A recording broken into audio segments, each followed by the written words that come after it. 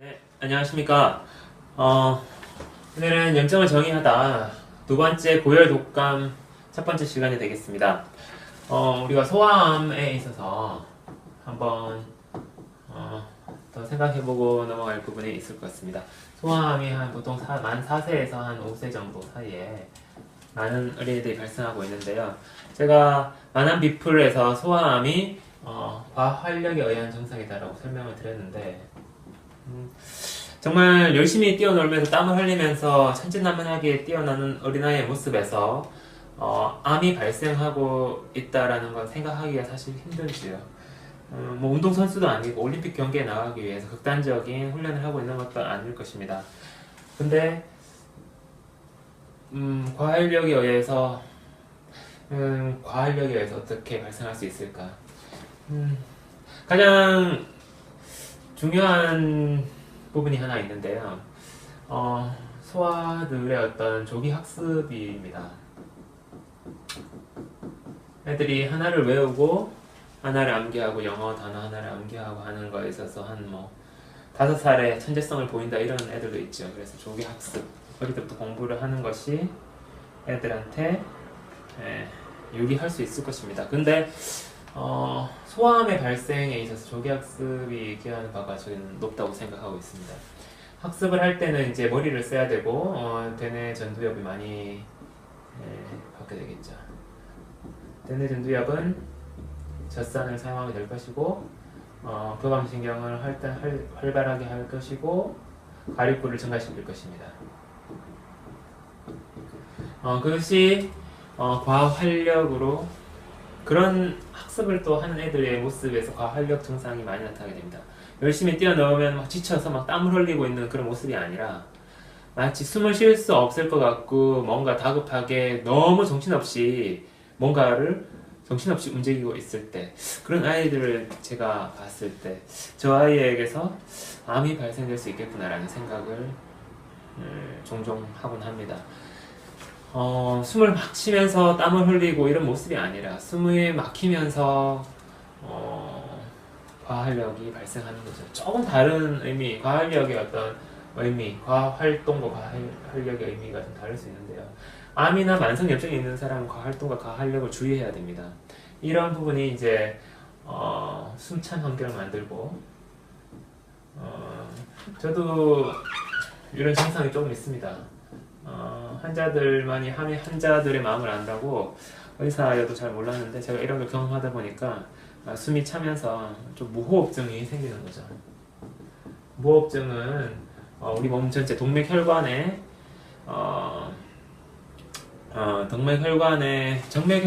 물론 가리가 있겠죠. 동맥혈관에도 있을 수 있고요, 그렇죠? 근데 이제 그 동맥혈관에 이렇게 있을 때 동맥혈관에 짱짱하게 있잖아요. 가리구가 이렇게 쫙 퍼져가지고 네트워크를 형성하는 거죠. 정맥혈관에는 어느 정도 있을 분량이 정해져 있을 것이고요. 그거는 기본적인 레벨이 될 것입니다. 근데 동맥혈관에 가리구가 증가되면 동맥혈관을 반산소적 환경의 어떤 pH 산성도를 하락시키면서 그런 상태를 만들 수 있을 것입니다. 그렇게 되었을 때 동맥혈관을 가리구가 많이 지배하고 있게 되면 무호흡증이 나타날 수가 있죠. 아까 무호흡의 과활성, 무호흡의 과활동과 과활력 증상, 스피드가 증가되는 증상에 대해서 주의를 해야 된다는 것입니다. 애들이 조기 활동을 하면서 머리를 쓰는 것이 만 5세 이전 또는 만 4세 이전일 수도 있는데 만 5세 이전에 학습을 하는 것이 저는 조기암 소아암의 발생에 기여하는 바가 크다. 활력에 의한 암 같은 경우에는 백혈병이 많죠. 그래서 백혈병 어린아이가 저는 약점이 있는 곳에서 염증이 발생한다고 보고 있는데요.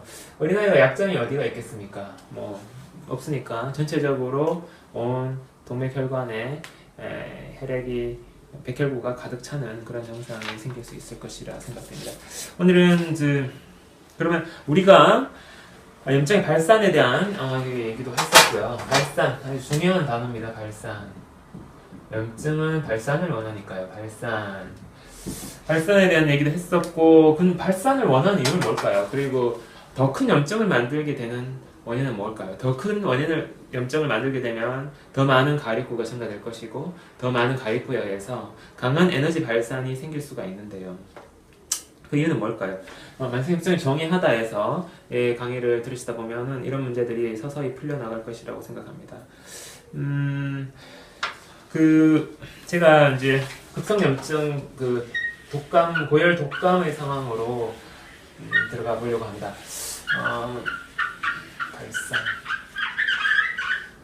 발산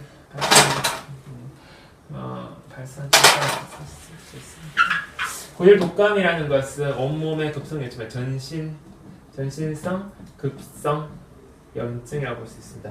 온몸에 염증이 있죠. 우리가 있던 어떤 한 부위에, 특정 부위에 국소적으로 염증이 생기면 국소적 염증이라고 하는데, 온몸에 염증이 생기고 갑자기 생긴 급성입니다. 고열 독감이 걸려서 온몸에 고열이 나면서 온몸이 펄펄 끓는 상황이죠.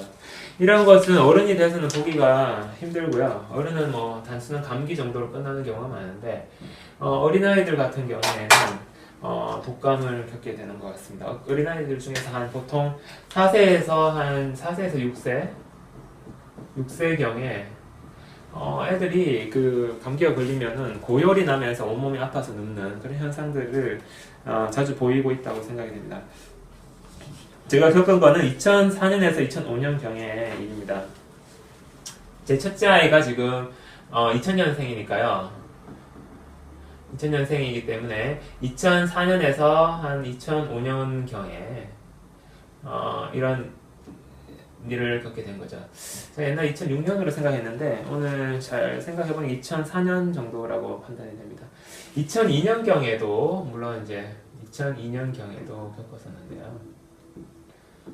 그때 이제 좀 추운 지방에서 살고 있었습니다. 그래서 감기가 이제 애가 거의 한 2-3살 됐을 때죠. 이때 애가 감기가 들었고 저는 아무 생각 없이 그냥 병원에 갔고 약을 받아서 먹고 하는 과정이 시작되었습니다. 제가 결혼을 1999년에 했기 때문에 처음에 결혼해 보시면 아시잖아요. 상당히 애에 대한 소중함도 크고 결혼에 대한 어떤 계획도 많이 할 텐데요. 애가 아프니까 굉장한 비상시국이었습니다. 제가 요 이야기를 어떻게 잘 설명드릴 수 있을까 상당히 고민도 좀 했었고, 제가 그때 감정을 잘 살려서 설명을 드릴 수 있을까라는 생각도 좀 들었는데요. 이 아이가 저의 아이입니다. 이게 2011년 사진입니다. 그러니까 꽤 성장했을 때고, 애가 조금 퉁퉁한 모습, 첫째 아이고요. 둘째 아이는 좀 마른 모습을 보이고 있습니다. 첫째 아이가 이제 경험했던 거라고 보시면 되죠. 궁금하실까봐 사진을 조금 준비했습니다. 지금 이제 2015년이 돼가지고, 첫째 아이가 지금 이제 중3입니다. 중3. 둘째가 초등학교 5학년입니다. 많이 컸죠? 근데 이제 제가 이런 고열 독감에 대한 독특한 경험을 하게 된 것이, 이제 이 두 아이 모두에게서 한 2-3차례 이상씩 했고, 대체로는 전체적으로 한 5-6번 정도 했던 것 같은데, 조금 더 했던 것 같기도 하고요. 그때도 자연치유라는 것으로 시도를 하게 되는데요. 처음에는 이렇게 이제 2002년경에 회사 갔는데 애가 약을 먹었는데 약이 조금 이제 가볍게 음식을 먹고 식후 30분에 약을 먹죠. 약을 먹었는데 소아과 일반 의원을 다녀와서요. 애가 그렇게 컨디션이 썩 좋아 보이진 않습니다. 열은 좀 떨어지는 것 같고 염증이 좀 덜해지는 것 같으면서도 더 또 이렇게 시름시름하게 약해가지고 힘들어하는 모습들을 보였습니다. 약도 충실히 먹이고 이랬는데 결국에는 그때 안 돼가지고 이제 애가 또 다시 열이 나고 또 심해지는 과정, 시간이 좀 흘러서 이런 과정으로 이어지게 되더라고요. 그래서 병원에 갔더니 폐렴이다라고 얘기하더라고요. 어떻게 폐렴이 우리 애가 걸릴 수가 있나? 폐렴, 감기, 독감을 그냥 잘 극복하지 못하고 폐렴까지 간다. 그러니까 아빠를 닮아서 많이 약한가 보다라는 생각도 했었고, 폐렴이라니까 이제 폐염증이 생기니까 큰 문제라고 보잖아요. 그러니까 걱정도 많이 되고 했었는데 다행히 이제 폐렴 단계에서 또 회복이 되었습니다. 이런 상황을 보면서 저는 좀 그 모호한 고민에 빠지기 시작을 했습니다. 얘가 자꾸 아플 때 이렇게 감기약을 먹어도 잘 낫지가 않고 시름시름 하다가 잘 커지니까 나를 닮아서 약이 잘 받지 않는 게 아닌가. 우리 같은 아무래도 아빠가 교감신경이 발달했기 때문에 애도 교감신경이 발달할 것이고, 교감신경이 발달한 사람들은 약이 좀 부담이 될 가능성이 크다. 그래서 우리 애도 이제 양약이 잘 안 맞는다고 해서 한의원을 이용하시는 분들이 많이 있죠. 그게 근데 뭐 교감신경이 발달한 분들이 좀 많은 것 같아요. 일단 뭐 이렇게 정리할 수 있겠지만 뭐 이런 이유는 뭐 또 설명을 듣다 보면 또 당연히 알고 계시는, 교감신경이 발달하신 분들이 약이 좀 부담이 될 수 있는 가능성이 많다. 저희 첫째도 좀 그런 거 싶어가지고, 약이 뭐 제가 의사로서 저도 약을 처방하는 사람으로서 약이 뭐 어떻게 문제가 있다는 어떤 여러 가지 상황을 생각할 수가 없었고, 지식도 부족했기 때문일 수도 있지만 일단 약이 잘 안 맞나 보다. 그래서 그때는 또 한의원에서 감기를 많이 이렇게 치료하는 단계도 아니었기 때문에 굉장히 난감했습니다. 그래서 제가 어쩔 수 없이 그냥 옛날 방식으로 한번 치료해봐야겠다. 제가 제 책에도 적어놨지만 제가 어릴 때 약을 먹고 이렇게 시름시름 오래 앓았어요. 오래 아프고 이러다 보니까 제가 키가 이제 뭐 거의 170 좀 안 되는 정도인데 잘 못 크고 건강하지 않은 몸이 되지 않았을까라고 제가 추정을 하고 있는 거죠. 그래서 우리 애도 이렇게 될 것 같은 왠지 불안감이 들었습니다. 그래서 한번 해봐야겠다라고 생각하고 2004, 5년경에 자연치유를 시도하게 되죠.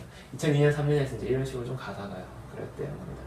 그렇게 할 수 있었던 거는 메디컬 선생님을 좀 이렇게 그때 좀 이렇게 얘기도 하면서 메디컬 의학 쪽에 있는 쌤들하고 어떤 뭐 여러 가지 원리들이나 이런 것도 조금씩 깨우쳐가는 단계였고, 그래서 그럴 수 있었습니다.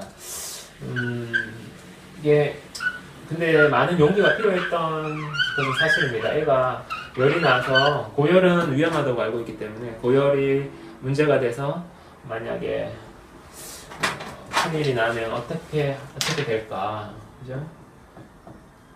라는 이런 생각을 할 수가 있죠. 그래서 저 역시도 정말 소중한 우리 아이에 대한 고민이 깊지 않을 수 없었습니다. 고열 독감이라고 하면 고열이 이제 독감을 통해서 고열이 발생하는 건데, 아시다시피 독감은 바이러스죠.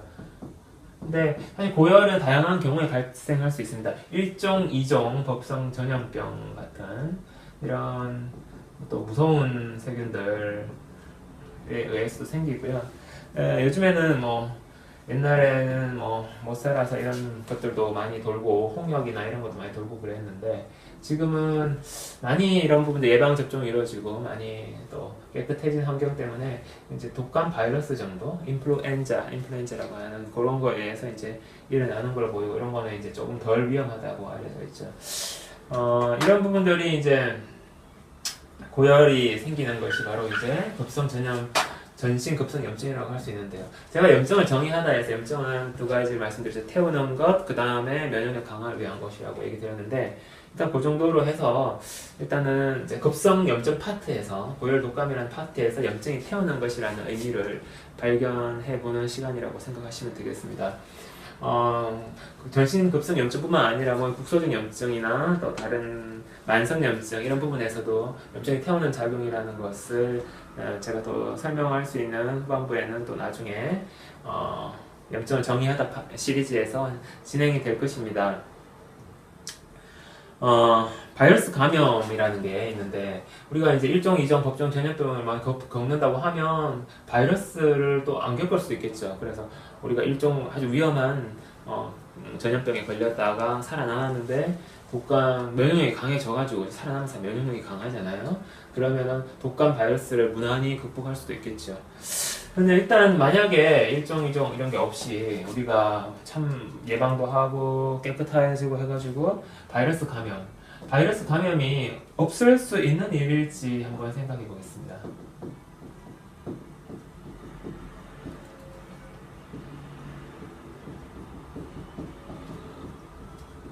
우리가 커서는 그렇다 치고 어릴 때 주로 이제 처음 겪게 되겠죠. 어린 나이에 바이러스 감염이 없을 수 있을까? 어른은 면역력이 완성되지만 애들은 면역력이 발달이 완전하지 않다고 일반적으로 알려져 있습니다. 그리고 면역력이라는 것은 훈련에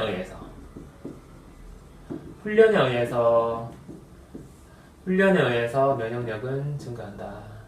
면역력은 훈련에 의해서 증가한다. 이렇게 알려져 있죠.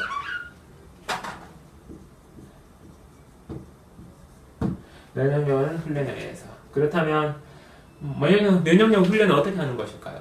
제가 가르쳐 드리고 제가 알려드리고 염증을 정리하다를 넘어서 면역력 훈련을 통해서 많은 만성염증과 암에 대해서나 어떤 난치병에서 치유할 수 있는 가이드를 제시해 드리려고 하는 이유가 바로 이 방법을 알려드리려는 거거든요. 저번에 서론 세 번째 시간에서 그게 면역요법의 포인트를 설명드렸죠. 근데 이제 그런 것들이 다음에 또 더 추가될 것입니다. 근데 이제 그것이 다는 아니에요. 왜냐하면 또 다른 복잡하고 오묘한 내용이 있습니다. 그런 오묘한 원리를 발견할 수 있었던 거는 이론적 연구를 했기 때문에 가능한 것이고요. 이론적인 어떤 베이스, 기반이 있기 때문에 제가 이런 소아암이 어릴 때 조기 학습이 왜 소아암 발생의 가능성을 높이는가에 대한 이론적인 베이스를 첫 번째 열쇠에서 설명을 드렸잖아요. 그것과 마찬가지입니다. 이론적 기반이 있기 때문에 다른 생각을 할 수 있었다라고 말씀을 드릴 수 있겠습니다. 계속 염증을 정의하다 시리즈에 주목해 주시기 바랍니다. 바이러스 감염 없을 수 있는 이유가 이런 감염을 통해서 훈련이 된다라고 볼 수 있겠죠. 어떻게 넘어가는 것이 이런 훈련을 잘 넘어가는 것일까? 그거는 여러 번 겪는 것보다는 한 번 겪었을 때 면역력을 잘 강화시킬 수 있으면 좋은 것일 수가 있을 것입니다. 바로 이 면역력이 소아에서 면역력이 약하다는 거는 흉선의 발달이 부족하다라고 볼 수 있을 것 같습니다. 발달 부족. 어린아이는 작은 아이에 대한 당연히 다 모든 장기가 작듯이 흉선이라는 면역 기관도 작을 것입니다. 여러분 잘 아시죠? 흉선 이제는 익숙해지셨을 것 같은데요. 흉선이라는 거는 우리가 폐 중간에 제가 누누이 설명드렸지만 여기에 있다고 설명을 드렸죠. 흉선은 영어로 사이무스라고 합니다. 사이무스는 우리 임파부에서 B세포, T세포 할 때 이 T가 바로 사이무스입니다. 흉선이라는 거는 이 T세포를 만드는 데 굉장히 중요하고 T세포가 발달되면 암이나 만성염증 모든 게 다 치료될 수 있다라고 보거든요. 이거는 요즘에 분자 생물학이 발달된 면역학에서 충분히 얘기되고 있는 얘기고 이거를 많이 연구를 하고 고민을 하고 있는데요. 흉선이 발달이 장기로 보는 거죠. 저는 장기. 흉선이 발달이 부족할 수밖에 소화하는 없는 이유가 뭐겠습니까? 작기 때문이겠죠. 그리고 몸이 자꾸 커지면은 우리가 보호해야 될 면역을 해야 될 면역이라는 거는 방어를 뜻하는 건데요. 이뮨이죠. 그죠? 이 방어를 나타내야 될 공간이 몸이 커진다는 것은 넓어진다는 의미가 되거든요. 그러니까 작은 몸에서는 작은 흉선이면 충분하지만 몸이 클 때는 흉선이 성인에 맞게끔 처음부터 생기는 게 아니라 자꾸 커가면서 흉선이 조금씩 더 커갈 것입니다. 다른 장기들도 밥을 먹으면서 위가 커지고 성인이 되어가면서 이런 일이 일어나게 되는데 흉선의 발달이 부족하고 이런 바이러스 감염을 통해서 흉선이 발달하게 되고 면역력을 갖춰간다 이렇게 생각하시면 되겠습니다. 이런 부분은 제가 이제 타당하게 설명을 들으니까 충분히 이해 가실 거라고 생각을 하고요. 흉선이 발달이 필요하다. 성인은 그래서 고열이 적은 것 같아요. 성인은 웬만해서는 정말 낯선 어떤 세균들이 공격해오지 않으면은 고열을 웬만해서 잘 겪지 않습니다. 그래서 흉선이 발달이 충분히 이루어지고 나서는 이제 약하게 넘어가게 되죠. 그래서 이런 이야기를 보시면 되겠습니다. 바이러스 감염 없을 수 있을까? 저는 없을 수 없다라고 생각합니다. 왜냐면은 흉선이 발달해야 하니까요. 이런 훈련의 어떤 이 감염이라는 어떤 좀 약한 감염에 노출되지 않으면은 우리 면역력은 최소한의 어떤 트레이닝을 받을 수가 없고 어떤 면역력과 흉선의 어떤 장기의 크기가 크면은 발달된다고 보면 되거든요. 일단 장기를 장기를 발달이 일어나지 않게 되고, 그렇게 되면 T세포가 많이 만들어질 수 있는 환경도 안 되고, 우리 몸이 큰 데 비해서 면역력은 역부족이 될 수 있겠죠. 그러면은 어떤 문제에 취약할 수밖에 없습니다. 그럼 그 문제가 바로 감염으로도 발생하고, 주로 이제 코나 이게 목에서 발생하겠죠. 발생하면 그런 과정이 다시 일어날 수 있는 것입니다. 풍선이 발달이라는 건 뭐냐면, 장기라는 거는 모든 장기는 쓰면 발달합니다. 풍선을 사용하는 환경이 되는 거죠. 사용이라고 보면 됩니다. 제가 진화론을 설명드렸지만, 사용한다는 거는 사용하는 환경을 얘기하는 거죠. 환경을 만들어 주는 것이 면역력을 강화시키고 훈련하는 방법이고, 면역요법이 될 것입니다. 생활하는 방법입니다. 그걸 여러분들은 이제 우리는 알아야 되고, 그렇게 알아야 되는 이제 상황에 처해 있습니다. 많은 난치병들과 치료할 수 없는 병들이 계속 지금 우리를 위협하고 있기 때문이죠. 장기를 사용한다는 거는 흉선이 자꾸 사용되면 커지는 겁니다. 위로 쓰면 커지고, 간도 쓰면 커지고. 그래서 사상의학에서는 장기의 크기 많이 쓴 걸 봐서 사상의학에서는 장기의 발달을 가지고 뭐 이렇게 사람을 네 가지로 나누죠. 장기의 발달. 사람을 네 가지 패턴으로 나눕니다. 네 가지 스타일이 있다는 거죠. 네 가지 다르다. 그러니까 장기가 발달한 거, 이런 거를 일단 또 중요하게 보셔야 되겠습니다. 면역 기관도 뭐 흉선이라는 우리 가슴에 있는 면역의 중추가 발달하기 위해서는 이걸 사용할 수 있는 환경을 만들어야 되는데, 이런 간염이라는 이런 바이러스 감염에 의해서 어느 정도 이런 것들이 훈련될 수 있는 환경이 만들어지고, 이것이 사용이 되고 발달이 이루어진다. 이렇게 보시면 되겠습니다. 그 다음에 연자는 그렇죠. 이거 했고, 저는 어릴 때 이런 얘기 했잖아요. 어릴 때 자주 아프면 안 큰다라는 얘기가 있죠. 어릴 때 자주 아프면은 안 클 가능성이 높죠. 그렇게 그냥 상식적으로 생각합니다만, 어릴 때 자주 아프다고 왜 안 클까요? 그것도 뭐 구체적으로 좀 생각해 볼 부분인데요. 우리 일단은 뭐 그런 부분은 일단은 자주 아프지 않기 위해서 우리는 더 이렇게 아픈 기간보다는 정확하게 면역력을 훈련하고 성장 발달로 할 수 있게끔 또 이렇게 살찌고 먹고 살찌는 기간이 필요할 것입니다.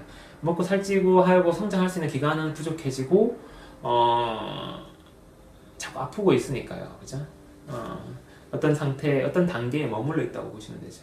그냥 안 큰다라는 게 사실 말이 되는 건데, 또 조금 더 구체적으로 나중에 또 생각하실 분야가 있으실 것 같습니다. 나중에 또 그런 얘기들 또 진행이 될 거고요. 약이라고 하면은 우리가 이제 고열 독감 생겼을 때 약이라고 하면은 주로 이제 먹는 게 이제 항생제도 먹을 수 있고, 항생제는 이제 심한 어떤 감염증이 있을 때 먹고, 나머지는 이제 남용해서는 안 된다 이렇게 하면서 많이 그래도 의사들이 신경을 많이 쓰고 있습니다. 그 다음에 대증요법제, 소염제, 대증제도 있는데, 이 대증요법은 어떤 거냐면 콧물 날 때 콧물, 그 다음에 목이 아플 때, 목이 가래가 있을 때, 뭐 이럴 때 이제 여기 듣는 약을 쓰는 거죠. 생약 성분이 많은데, 항생제, 소염제, 대증제 이런 식으로 약을 보통 생각할 수가 있겠습니다. 이거는 항생제는 양방에서만 쓰고, 소염제, 대증제도 이제 양방에서 다 쓰지만, 항생제, 천연 항생제가 있나 모르겠는데요. 소염제 같은 경우에는 많죠. 염증을 억제하는 약물들이나 약초가 굉장히 많으니까 양 한 방에서 다 동시에 다 쓰고요. 대증요법도 우리가 이렇게 뭐가 백년초가 좋다더라, 뭐 어떤 효과가 있는 약제가 있습니다, 그죠? 그래서 약은 이렇게 이제 근데 양의에서는 우리 항생제를 개발한 것이 이제 세균 컨트롤을 하면서 굉장한 20세기 감염 방지에 굉장한 도움이 큰 기여를 하였다라고 생각하면 되겠습니다. 우리 아이가 이제 아플 때 이제 고열이 나면서 이제 와병 상태에 들어가게 되죠. 누워서 이제 병이 된 상태를 한번 생각해 보겠습니다. 애가 이렇게 누워 있고, 일단 발열이 머리에서 온몸에서 발열이 일어나겠죠. 그다음에 온몸이 막 아파서 이렇게 힘들어하고 있을 것입니다. 그러면 이제 경직도 일어나게 될 수가 있고요. 건조해지죠. 열이 나니까 아무래도 많이 살갗이 피부가 메마르고 건조해지게 될 것입니다. 그래서 신기한 거는 이렇게 아파서 고열 날 때 물을 많이 차지는 않습니다. 여러분들이 이제 고열 나는 경험을 직접 한 기억은 잘 없으실 것이고, 자식을 키우면서 만약에 그런 경험을 했을 때 좀 경험을 하신 분도 있을 것이고, 병원에 이렇게 가신 분들은 또 가셔서 보셨을 수도 있고, 또 잘 못 보신 분도 있으실 것 같은데요. 저도 애를 낳고 이렇게 아이가 아파서 누워가지고 고열이 나는 모습은 굉장히 생소하고 놀라운 경험이었습니다. 제가 고열 독감에서 이제 제가 자연 치유를 한다는 거는 뭐 자연 치유라는 게 뭐 자연적으로 원래 다 자연 치유가 되는 것입니다만은 약을 일단 쓰지 않으려고 생각을 했고요. 만약의 사태를 대비해서 해열제를 일단은 가지고 있었지만 약을 결국에는 안 쓰게 됐었습니다. 약을 쓰지 않고 어떤 그 상황에 충실하게 어떤 고려나 조선시대 같이 그죠? 옛날처럼 옛날 상황에서 보시면 되고, 사람이 고열이 나서 물론 심각한 고열을 겪게 되면은 좀 생존율이 떨어질 수 있지만 독감 정도는 또 극복할 수 있지 않겠나라고 생각을 했고요. 옛날 고려 조선시대 때는 뭐 우리 현대의학이 없으니까요. 뭐 한약 같은 걸 약재를 구해서 먹는 경우도 있지만 어떤 사람은 그러지 못했을 것이고, 약이 생기고 사람 생기고 약이 난 거니까요. 우리 조상 때에는 아마 더 올라가면 결국 자연 치유를 했을 것이다. 약 없이. 그렇게 생각이 됩니다. 그래서 저는 막연한 믿음이 있었어요. 사람이 이렇게 고열이 날 때 뭔가 이유가 있을 것 같고, 그 이유가 나중에 시간이 지나면은 이렇게 많이 어떤 방법이 있을 것이다. 살아날 수 있는 어떤 메커니즘이 있을 것이다 라고 저는 생각을 하게 된 거죠. 그게 이제 제가 자연치유인데 이렇게 애가 누워 있습니다. 그죠? 상상을 한번 해봅니다. 금식 애가 먹지 않으려고 하죠. 우리가 이게 고열이 날 때는 먹고 싶은 마음이 없어집니다.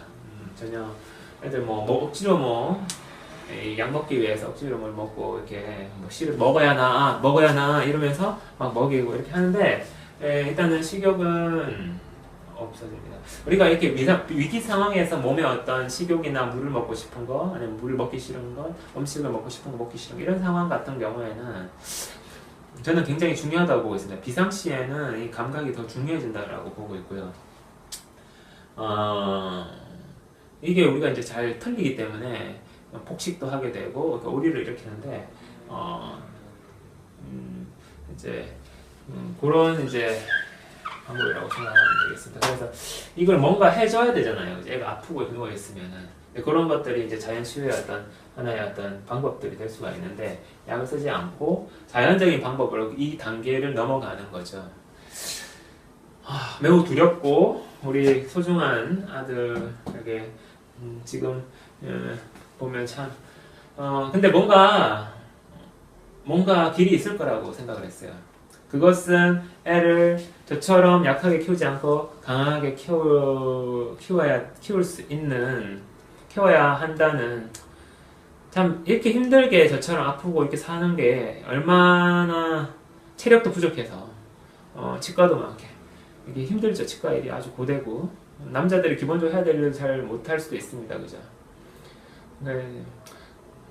애가 이렇게 그렇다고 해서 애가 생명의 가치가 없는 것은 아니지만 뭔가 여기서 돌파구를 찾아야겠다. 얘가 크면 평생 나처럼 될 가능성이 없다. 내 자식이니까요. 그렇게 생각을 한 거죠. 금식도 하게 될 것이고 물도 먹지 않게 될 것이고요. 금식 물 포함해서 그죠? 그 다음에 온몸에는 바이러스가 창궐해가지고 바이러스가 막 이렇게 발산이 되고 있을 것입니다. 그죠? 발열이 일어나고 열이 펄펄 나죠. 그죠? 온도계를 준비를 해놨습니다. 그죠? 온도계 열이 너무 올라가면은 당장 도저히 안 되겠으면 해열제를 먹거나 응급실로 가기 위해서 준비를 하고 온도를 측정을 합니다. 애가 누워있고 발열하면서 온몸이 경직해서 막 숨을 몰아쉽니다. 힘들어서 숨을 헐떡거리고 막 고통스러워 합니다. 너무 가슴 아프지만 물론 제가 다 이렇게 조치를 한 건 아니고, 너무 힘드니까요. 밤새도록 좀 해야 될 경우도 있죠. 그래서 우리 제 처가 많이 이렇게 도와서 이렇게 제의 어떤 지시에 따라서 움직여 주었습니다. 숨을 이제 호흡이 증가되고 이제 심호흡도 하고요. 너무 힘들 때는 막 심호흡을 심하게 하죠. 숨을 몰아쉽니다. 열이 많이 오를 때는 더 힘들어하고요. 열이 좀 내릴 때는 조금 괜찮아집니다. 그죠? 애가 그렇게 하면서 계속 시간을 보내고 있습니다. 그죠?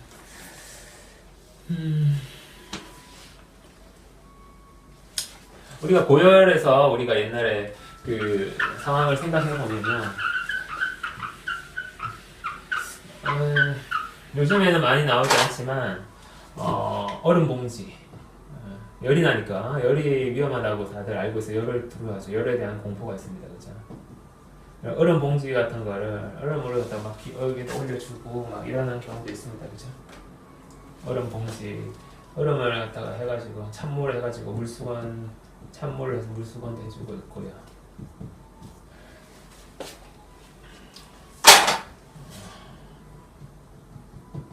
저도 의사로서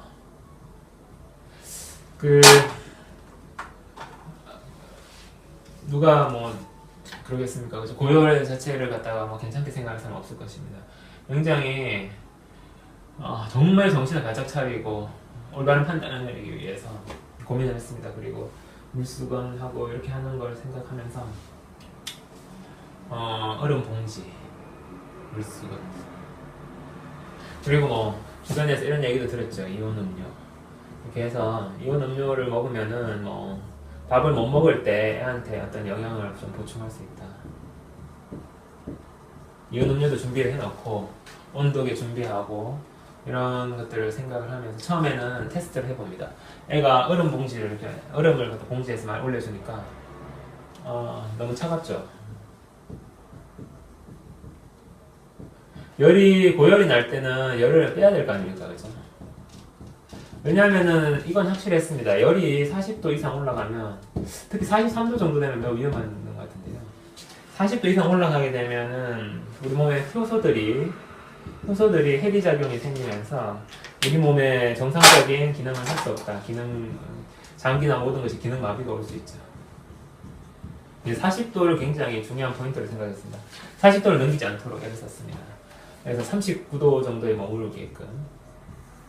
그래서 열을 빼야 되는 게 중요했습니다. 이 사실은 알고 있었습니다. 이거 저 의학을 배우고 해서. 그래서 우리 몸에는 또 머리에는 머리카락 털이 있죠. 이 털은 따뜻한 거 아닙니까, 그죠? 그래서 일단 열을 방해할 것입니다. 머리를 깎진 않았는데요.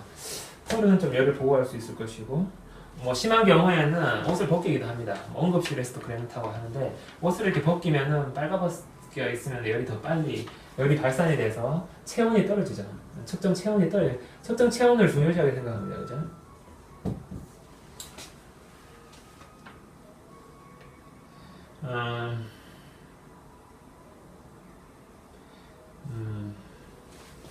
애는 식욕을 상실하고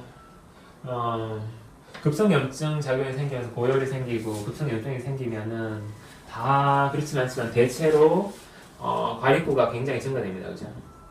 체온이 낮다고 생각을 해서 우리 그렇게 알고 있죠.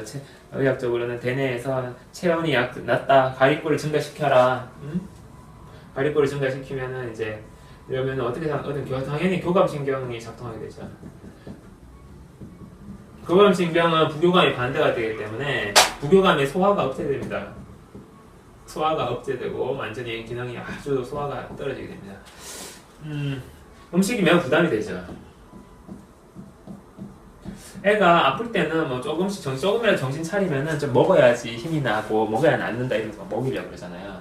저는 과감하게 애가 먹고 싶어 하지 않을 때는 먹기 싫어할 때는 먹지 않기로 했습니다.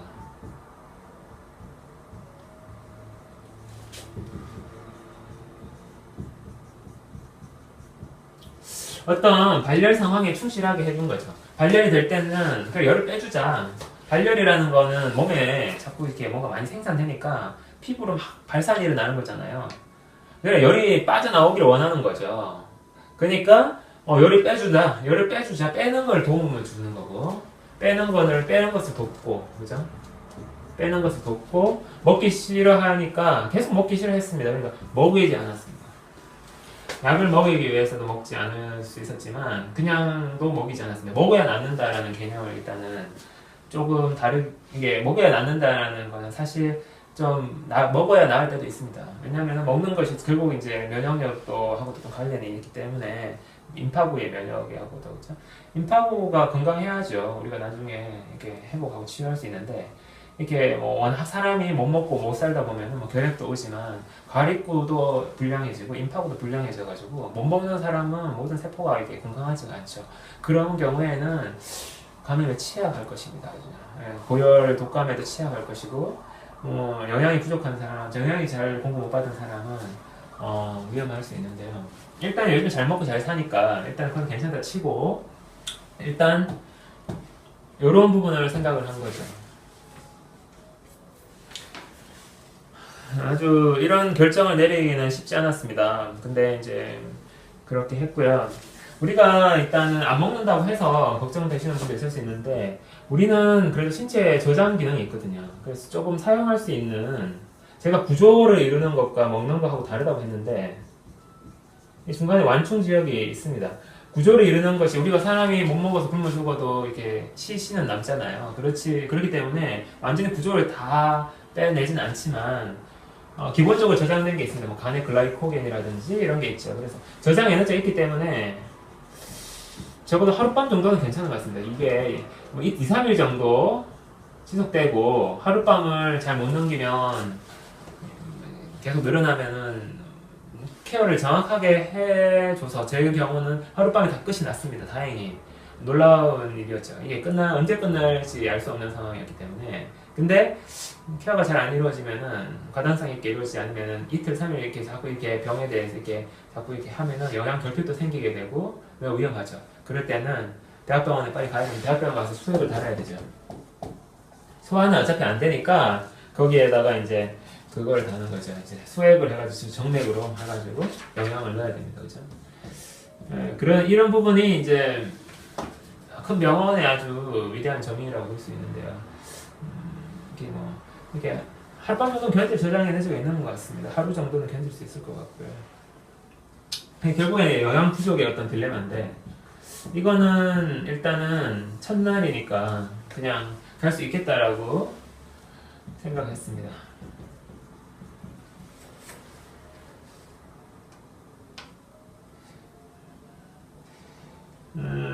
그렇게 해서 이제 요렇게 해서 했는데 물수건 얼음 봉지는 너무 차갑고 물수건은 좀 처음에는 물을 이렇게 해가지고 효과가 있는 것 같았는데 시원한 것 같았는데 또 시간이 지나면은 이 물수건도 대표지더라고요. 답답하고.